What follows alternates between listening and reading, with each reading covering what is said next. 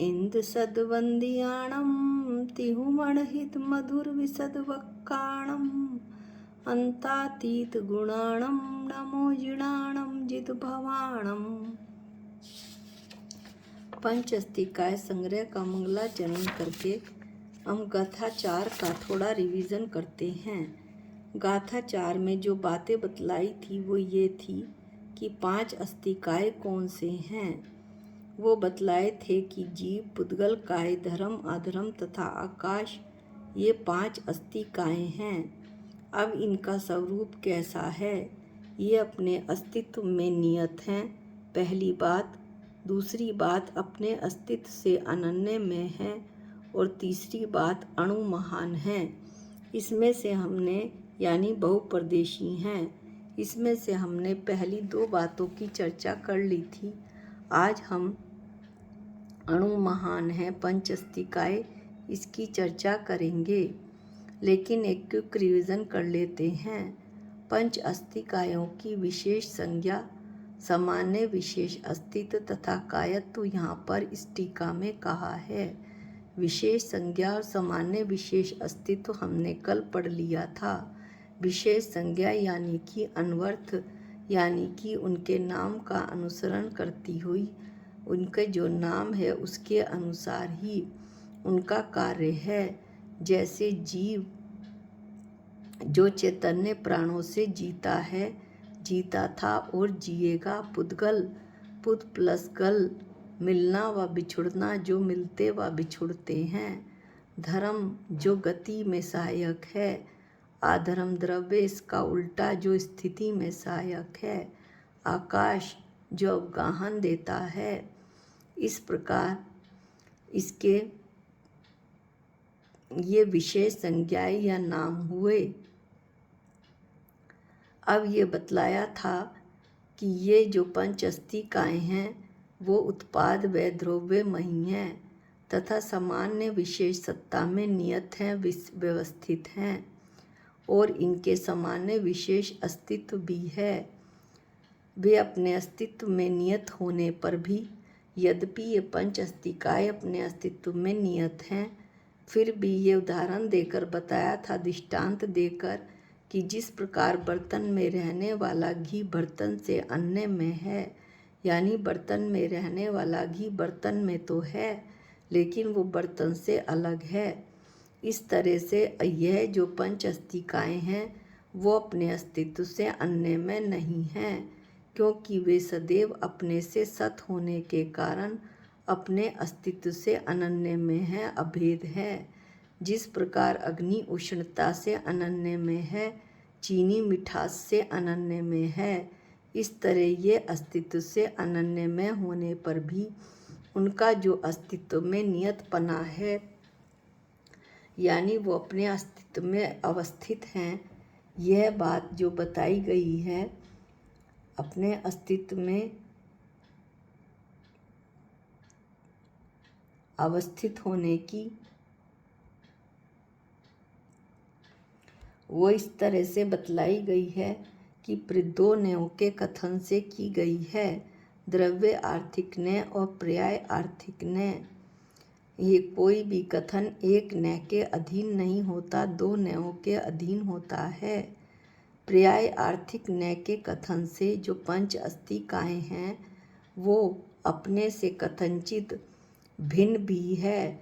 जो अस्तित्व उनसे कथनचित भिन्न है उसमें वो व्यवस्थित हैं, निश्चित हैं, स्थित हैं। कौन? पंचअस्तिकाएँ। यानी कि ये बात कही थी कल, पूरा जिसमें आपका विवरण आपको दिया था कि जीव जो है ज्ञान में ही है, जीव की सत्ता अलग नहीं है। ये द्रव्य आर्थिक दृष्टि से कहा था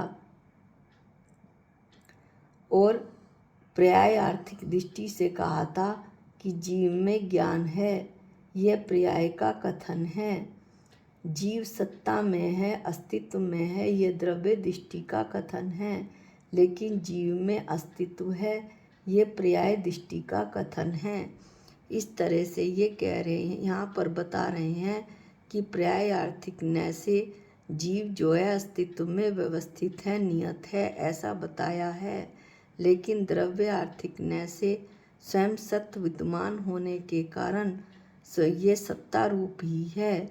जीव जो है स्वयं सत्ता रूप है, इसलिए ये अस्तित्व से अभेद है।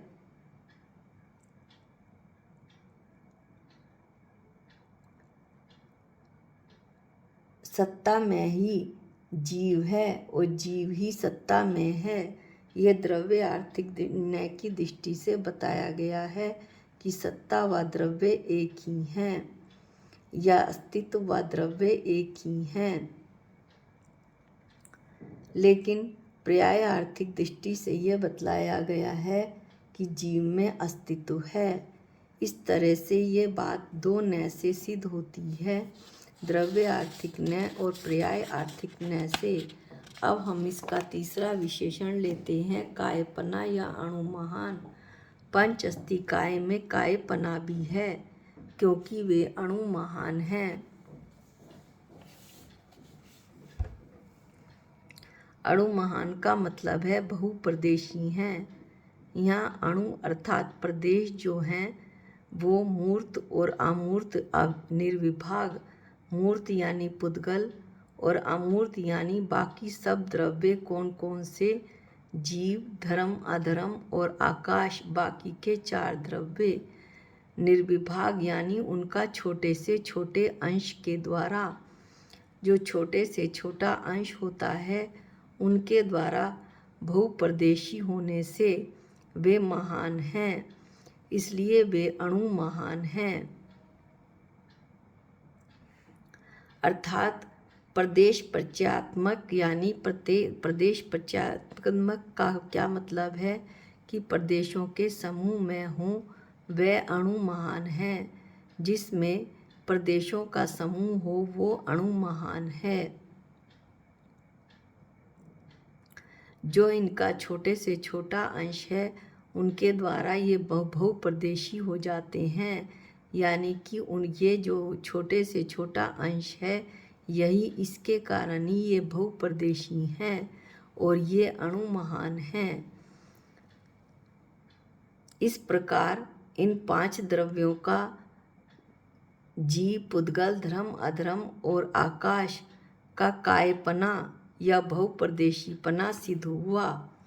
एक बात और इसमें आचार्य ने कही है कि ऊपर जो अणु महान की व्युत्पत्ति की है उसमें अणुओं के अर्थात प्रदेशों के लिए बहुवचन का प्रयोग किया है, लेकिन संस्कृत भाषा के नियम के अनुसार बहुवचन में द्विवचन का समावेश नहीं होता है। इसलिए अब जब व्युत्पत्ति में यह बतलाया गया है कि किंचित भाषा का परिवर्तन करके यहाँ पर थोड़ा भाषा का परिवर्तन कर दिया गया है, क्योंकि जो भी एक से अधिक है वो एक से ज़्यादा ही होगा, बहु होगा वो, तो द्वि अणु स्कंदों को भी अणु महान बतलाकर उनका कायत्व सिद्ध किया जाता है, यानी कि बहुप्रदेशीपना सिद्ध किया जाता है। दो अणुओं दो प्रदेशों द्वारा महान है कौन, पुद्गल, वह अणु महान है। ऐसी व्युत्पत्ति से ऐसी जो विशेष विवरण है उससे द्वि अणु पुद्गल स्कंदों को भी अणु महानपना होने से बहुप्रदेशीपना है। अब कहते हैं कि परमाणुओं को अणु महानपना किस प्रकार है, यह बतलाकर परमाणुओं को भी कायत्व सिद्ध किया जाता है। पंच अस्थि काय, अस्तित्व तो छहों द्रव्य में है लेकिन पांच द्रव्य में कायपना है। तो ये बता रहे हैं कि पुद्गल परमाणुओं में कायत्व किस तरह से है। ये बताते हैं आचार्य कि व्यक्ति और शक्ति रूप से अणु तथा महान होने से, अर्थात परमाणु व्यक्ति रूप से एक प्रदेशी है, यानी एक परमाणु जो है वो एक प्रदेश वाला है, लेकिन शक्ति रूप से यानी परमाणु में स्कंद बनने की शक्ति है, और स्कंद जो है एक या एक से अधिक परमाणु मिलकर बनते हैं। इस तरह शक्ति रूप से जो पुद्गल पर है वो अनेक प्रदेशी हो जाता है। अनेक प्रदेशी होने के कारण परमाणुओं को भी उनके एक प्रदेशात्मक पना होने पर भी यद्यपि परमाणु एक प्रदेशी हैं, तब भी व्यवहार से यह बताया जाता है कि अणु महान पना सिद्ध होने से उनमें कायत्व सिद्ध होता है। कायत्व यानी बहुप्रदेशीपना सिद्ध होता है। अब काल की यहाँ पर अभी तक चर्चा नहीं करी थी, लेकिन अब चर्चा कर रहे हैं कि कालाणुओं को व्यक्ति अपेक्षा से तथा शक्ति अपेक्षा से प्रदेश प्रत्यात्मक प्रदेशों के समूह का यानी बहुप्रदेशीपने का अभाव है। क्यों? क्योंकि वे अस्तित्व में नियत हैं। अस्तित्व में काल द्रव्य नियत है, तथापि उनका अस्तित्व तो है, तथापि उनके कायत्व नहीं है, बहुप्रदेशी नहीं है। ऐसा इस यहाँ पर सिद्ध हुआ। बहुप्रदेशी उनमें क्यों नहीं है? क्योंकि उनमें शक्ति अपेक्षा से स्कंद बनने की शक्ति नहीं है, यानी बहुप्रदेशीपना शक्ति बहुप्रदेशीपना होने की शक्ति नहीं है, जैसा कि पुद्गल परमाणुओं में है। इससे यह पता चलता है कि यद्यपि उनमें सत है, उनमें अस्तित्व विद्यमान है, वे उत्पाद व द्रव्य वाले हैं, तथापि उन्हें इस अस्तिकाय के प्रकरण में नहीं लिया है, क्योंकि उनमें कायत्व नहीं है। 5 अस्तिकायों के नाम भावार्थ हम थोड़ा सा पढ़ लेते हैं। ये हम पढ़ चुके हैं, लेकिन फिर भी एक बार पुनः रिवीजन। 5 अस्तिकायों के नाम जीव, पुद्गल, धर्म, अधर्म और आकाश हैं। यह नाम इनके अर्थ अनुसार हैं। यह हमने अभी पढ़ लिया था। ये पांचों द्रव्य पर्याय आर्थिक न से अपने से कथनचित भिन्न ऐसे अस्तित्व में विद्यमान हैं। पर्याय आर्थिक न से तो यह अपने से कथनचित भिन्न अस्तित्व में विद्यमान हैं, यानी अस्तित्व इनसे कथनचित भिन्न है, जैसे लक्ष्य और लक्षण में भिन्नता है, लेकिन द्रव्य आर्थिक न से अस्तित्व से अभेद हैं। अस्तित्वपना अस्तित्व ही जीव है, या अस्तित्व ही द्रव्य है और द्रव्य ही अस्तित्व है। ये पांचों द्रव्य कायत्व वाले हैं, क्योंकि वे अणु महान हैं। अणु महान किस प्रकार है सो बतलाते हैं। इसकी जो व्युत्पत्ति है या विशेष विवरण है, वो 3 प्रकार से है। अणुभी महानता, अणु महानता अर्थात जो बहुप्रदेशों द्वारा 2 से अधिक प्रदेशों द्वारा बड़े हों, वे अणु महान हैं। इस व्युत्पत्ति के अनुसार जीव, धर्म और अधर्म असंख्य प्रदेशी होने से अणु महान हैं। आकाश भी अनंत प्रदेशी होने से अणु महान है, और त्रिअणुक स्कंद से लेकर अनंत अणुक स्कंद तक के जो सर्व स्कंद बहुप्रदेशी हैं होने से अणु महान है। अणुभ्याम महानता दूसरा पॉइंट है। अणुभ्याम महानता, अणु महानता अर्थात जो 2 प्रदेशों द्वारा बड़े हों, वे अणु महान हैं। इस व्युत्पत्ति के अनुसार, इस विशेष विवरण के अनुसार द्विअणुक स्कंद भी अणु महान है, ऐसा आचार्य ने बताया है। तीसरा पॉइंट है अणुवश्च महानतश्च अणु महानता अर्थात जो अणुरूप एक प्रदेशी भी हो और महान अनेक प्रदेशी भी हो, वे अणु महान हैं। इस व्युत्पत्ति के अनुसार परमाणु अणु महान हैं, क्योंकि व्यक्ति अपेक्षा से वे एक प्रदेशी हैं, पर शक्ति अपेक्षा से जो परमाणु है वो अनेक प्रदेशी है, उसमें स्कंद बनने की शक्ति है। इसका 1 से अधिक पुद्गल परमाणु मिलकर स्कंद बनाते हैं। इस प्रकार पांचों द्रव्य अणु महान होने से कायत्व वाले सिद्ध हुए, बहुप्रदेशी सिद्ध हुए। ये हमने यहाँ पर जो तीसरा विशेषण था कि अस्तित्व में पंच अस्तिकाय अस्तित्व में नियत हैं, विशेष संज्ञा है और अस्तित्व से अनन्य में है, ये पढ़ लिया था। और आज ये भी पढ़ लिया कि ये अणु महान हैं। कौन 5 अस्तिकाय? अब कालाणु को अस्तित्व है ये बताया गया है, किंतु किसी भी प्रकार की कायत्व नहीं है। कायत्व यानी बहुप्रदेशीपना नहीं है, ना तो सामान्य तौर पे और ना शक्ति तौर पे। इसलिए वह द्रव्य है, अस्तित्व वाला है, किंतु काय नहीं है। अस्तिकाय, इसलिए उसे अस्तिकाय में नहीं लिया गया है। यहाँ पर गाथा 4 का विस्तार पूरा होता है। अब गाथा 5 का अध्ययन हम अगले वीडियो में करेंगे। उसमें गुणों और पर्यायों को बतलाया गया है कि पंच अस्तिकाय के जो विविध गुण और पर्याय हैं वो क्या हैं।